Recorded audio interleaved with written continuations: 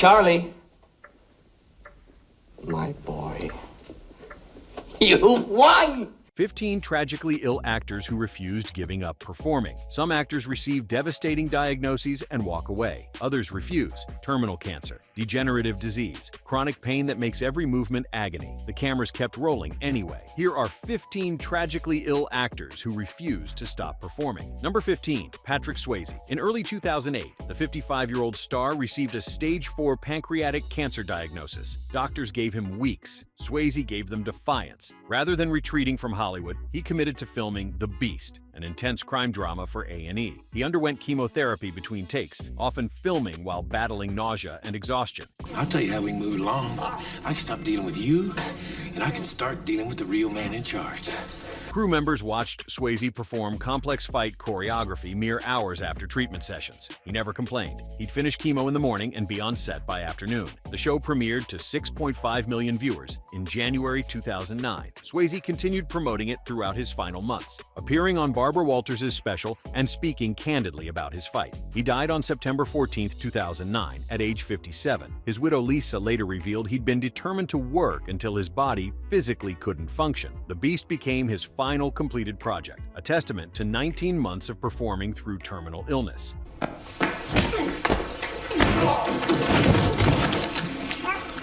Number 14, Michael J. Fox. At 29, the Back to the Future star noticed his left pinky trembling. In 1991, doctors diagnosed him with young-onset Parkinson's disease, a degenerative neurological condition typically affecting people twice his age. Fox kept the diagnosis secret for 7 years, while continuing to film Spin City, earning 3 consecutive Emmy Awards for the role. He developed elaborate concealment strategies, hiding his trembling hand in pockets or behind props. Of course, the Enchantment Under the Sea dance. They're supposed to go to this. That's where they kiss for the first time. All right, kid. When Fox finally disclosed his condition in 1998, he didn't stop working. He continued acting in Spin City until 2000, then appeared in The Good Wife, Designated Survivor, and Curb Your Enthusiasm, earning additional Emmy nominations. His tremors became more visible with each passing year, yet he insisted on performing. Co-stars consistently described his dedication as extraordinary courage, masked as casual professionalism. In 2020, at age 59, Fox announced his second retirement from acting, stating memory difficulties had made learning lines increasingly impossible. His 3-decade career after diagnosis remains unprecedented in Hollywood. I'm gonna read your thoughts. Number 13, John Wayne. The Duke discovered he had lung cancer in 1964 during the height of his career. Surgeons removed his entire left lung and 2 ribs. Hollywood insiders expected retirement. 6 months later, Wayne was back on set, filming The Sons of Katie Elder, performing his own stunts against medical advice. He masked his diminished lung capacity by speaking in shorter bursts and positioning himself strategically in scenes. He's still on his feet. Get up! Oh, no. Oh, yes! Wayne continued making films for over a decade, completing more than 20 movies after his cancer surgery. His commitment bordered on dangerous. During True Grit in 1969, he performed physically demanding scenes at high altitudes in Colorado with only 1 lung. He won the Academy Award for that role. By 1976, his health was declining, and he filmed The Shootist, knowing his body was failing him. In January 1979, he was diagnosed with stomach cancer that had already spread. Wayne died June 11, 1979, at age 72. Director Don Siegel called him the most determined man I ever worked with. Wayne had spent his final 15 years proving that a terminal diagnosis wasn't a career-ending sentence. Say that. 1 minute, Travis. That was just for who gets first chance. Prepare yourself, Davy. Number 12, Audrey Hepburn. In September 1992, the 63-year-old actress traveled to Somalia for UNICEF, photographed holding malnourished children while enduring what she believed was severe abdominal discomfort. 2 months later, doctors opened her up expecting appendicitis. Surgery revealed appendiceal cancer that had spread to her colon. The diagnosis was terminal. Rather than withdrawing, Hepburn continued her humanitarian commitments. She completed interviews and public appearances throughout late 1992, promoting UNICEF's famine relief efforts despite her condition. condition. Her son Sean later revealed she'd been in constant pain during these appearances, but insisted on fulfilling her obligations. She believed the children needed her more than she needed rest. Hepburn spent Christmas at her Swiss home, surrounded by family, and died on January 20th, 1993. Her final months demonstrated the same grace that had defined her 63 years. The Audrey Hepburn Children's Fund was established in her memory, continuing the work she refused to abandon, even while dying. So I had complexes about all of those things, you know, but I've had so much good fortune anyway that... Number 11. Alan Rickman. He told almost no one. In August 2015, the beloved character actor received a pancreatic cancer diagnosis. For 5 months, Rickman continued working, promoting Eye in the Sky and participating in interviews without revealing his condition. Colleagues noticed nothing unusual. He'd spent decades mastering the art of controlled performance, and he applied those same skills to concealing his deteriorating health. Director Gavin Hood worked with Rickman on his final film, and later expressed shock upon learning the diagnosis. There was no indication. He was professional, focused, completely present. Rickman recorded voice work for various projects throughout his final months, including additional material for potential sequels. He maintained correspondence with friends, carefully avoiding any mention of illness. Rickman died on January 14, 2016, at age 69, leaving colleagues stunned. Kate Winslet, his co-star in A Little Chaos, said she'd spoken with him weeks before his death without any awareness. His final months exemplified the privacy and dedication that had characterized his 40-year career. Before we get to the top 10, which story has moved you most so far? Ever known someone who refused to let illness stop them? Drop a comment and let us know where you're watching from. Oh, a brother and sister reunion. I intrude, I withdraw. You'd forgotten. Number 10. Humphrey Bogart. Decades of heavy smoking finally caught up with him. By 1956, the legendary leading man was coughing blood, esophageal cancer. Surgeons performed a major operation in March 1956, removing his esophagus and surrounding tissue. Bogart's weight plummeted dramatically in the months that followed. He kept making plans to work anyway. Despite barely being able to eat, Bogart attended industry events and hosted dinners at his home, refusing to acknowledge publicly that he was dying. He discussed future projects with directors and maintained his razor-sharp wit in conversations. Spencer Tracy visited him regularly, and the two old friends would talk about scripts, about politics, about anything except what was obvious. Bogart's final months featured gradual retreat from public life, but he continued entertaining close friends and discussing potential comebacks until days before his death. He slipped into a coma on January 13, 1957, and died the following morning at age 57. Lauren Bacall later said he'd been planning a return to work until his body made it impossible. Captain, have you no recollection of a conversation with an Ensign Harding just prior to his leaving the cane? Number 9. Katharine Hepburn. The tremor in her hands began in her late 60s. By the 1980s, Katharine Hepburn's essential tremor had become visibly pronounced. Many believed it was Parkinson's disease, though her condition was different. Her head shook noticeably during scenes. Directors offered to hide it with clever camera angles. Hepburn refused. She incorporated the tremor into her performances instead. In On Golden Pond at age 74, Hepburn's shaking was visible throughout the film. She won her 4th and final Academy Award anyway. Critics praised her naturalistic performance, and many viewers assumed the tremor was an acting choice. She continued working throughout the 1980s, completing television movies and theatrical productions despite progressive deterioration. Co-stars described her frustration as her body betrayed her, but also her absolute refusal to let it stop her. She'd curse the tremors between takes, then hit her mark perfectly when cameras rolled. Hepburn's final screen appearance came in 1994's Love Affair at age 87. She died June 29, 2003 at age 96, having never allowed her condition to end her career. Now I know how they feel about each other. Joey's still very young, Mrs. Prentice, but she's not a child. Number 8. Spencer Tracy. Heart disease plagued Tracy for his final decade. By 1967, the two-time Oscar winner could barely climb stairs. Studio insurance companies refused to cover him. Director Stanley Kramer mortgaged his own house to guarantee completion of Guess Who's Coming to Dinner, knowing Tracy might die before finishing. Tracy knew it too. He filmed anyway. Production was structured entirely around Tracy's health limitations. He worked only between 9 a.m. and noon with a full medical team on standby. Co-star Katharine Hepburn monitored him constantly between takes. Tracy's doctor warned that any exertion could trigger a fatal heart attack. The actor reportedly responded that if he was going to die, he'd rather die working. Tracy completed his final scene on May 24, 1967. 17 days later, on June 10th, he died of a heart attack at age 67. He never saw the finished film. Guess Who's Coming to Dinner earned him a posthumous Academy Award nomination. Kramer later said Tracy had known he was trading his life for one last best performance.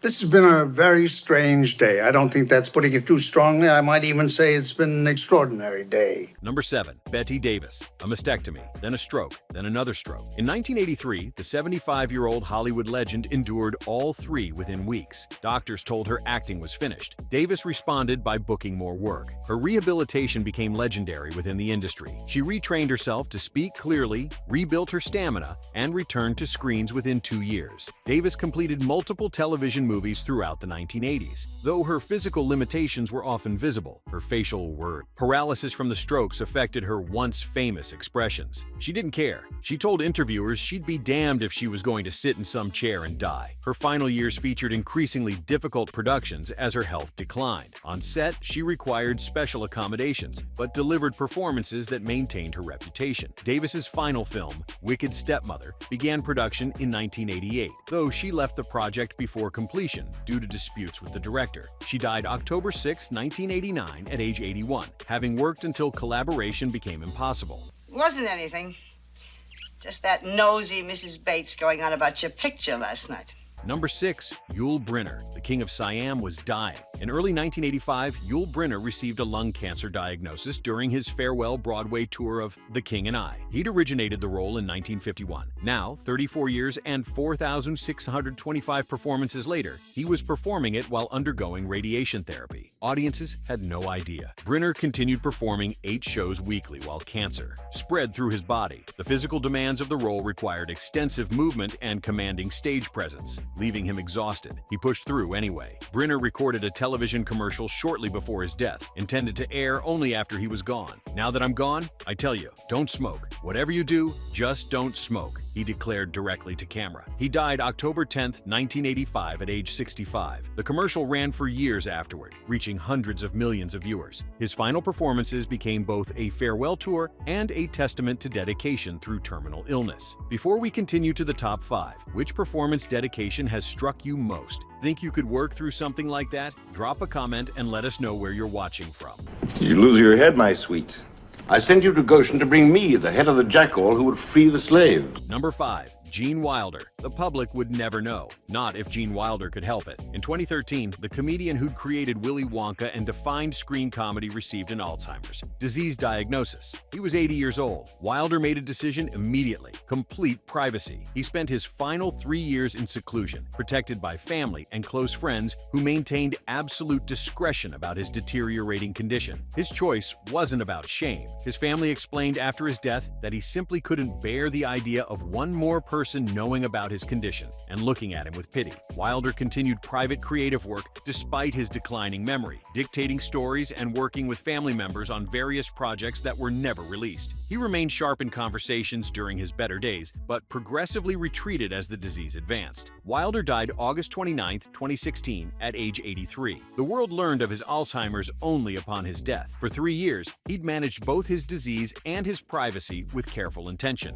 Charlie. My boy. You won! Number 4, Richard Pryor. The diagnosis came in 1986. Multiple sclerosis. The disease would eventually end Richard Pryor's physical comedy career, but not his determination to perform. As MS progressively destroyed his mobility, Pryor continued stand-up shows from a seated position. He incorporated his wheelchair into his act, making his deterioration part of the performance. He acknowledged MS wasn't funny, but insisted that he still was. Pryor's final 2 decades featured increasingly rare public appearances as his condition worsened. He could no longer walk. His speech became slurred. His famous physical expressiveness vanished. Yet he continued appearing in films and television shows throughout the 1990s, adapting his approach to work within his limitations. Gene Wilder, his longtime collaborator, visited regularly and later described watching Pryor struggle with basic tasks while still cracking jokes about his condition. Pryor refused to feel sorry for himself. He continued private performances for close friends until near his death. He died December 10, 2005 at age 65, having performed through nearly 20 years of degenerative disease. Go, Go.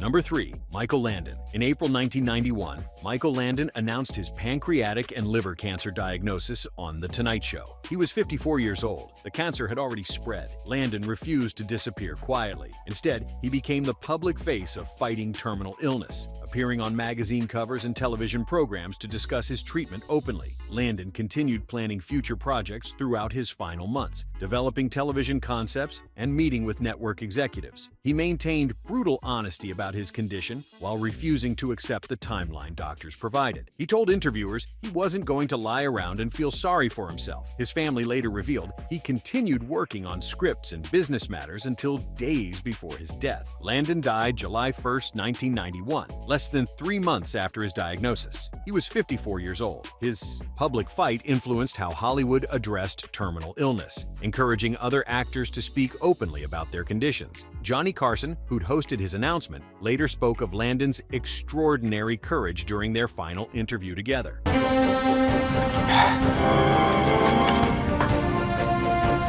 Number 2. Selma Blair. Most actors hide their conditions. Selma Blair made hers public. In October 2018, the Cruel Intention star revealed her multiple sclerosis diagnosis via Instagram. She appeared at the 2019 Vanity Fair Oscar party using a cane, her body visibly affected by the disease. She turned her decline into visibility, refusing shame or secrecy. Blair continued acting throughout her MS progression, appearing in After and its sequels while experiencing symptoms that made basic movement difficult. She documented her stem cell transplant treatment in 2019, sharing graphic footage of her medical struggles with millions of followers. The 2022 documentary Introducing Selma Blair captured her at her most vulnerable, falling, crying, struggling with basic tasks, yet continuing to work. She underwent aggressive treatment that left her temporarily bald and immunocompromised. By 2021, she announced her MS was in remission. Blair has since returned to regular work, proving that public advocacy and ongoing performance aren't mutually exclusive. She remains one of the most visible actors fighting chronic illness while refusing to leave the industry. Because then the client would have committed a regulatory infraction as opposed to a dangerous crime. Number 1. Chadwick Boseman. For 4 years, Chadwick Boseman told no one. In 2016, at age 39, the actor received a stage III colon cancer diagnosis. Rather than stepping back, he accelerated. Between chemotherapy sessions and multiple surgeries, Boseman filmed Black Panther, Avengers Infinity War, Avengers Endgame, Da 5 Bloods, and Ma Rainey's Black Bottom. Co-stars, directors, and studio executives had no idea. The physical demands were staggering. Black Panther required extensive fight choreography and physical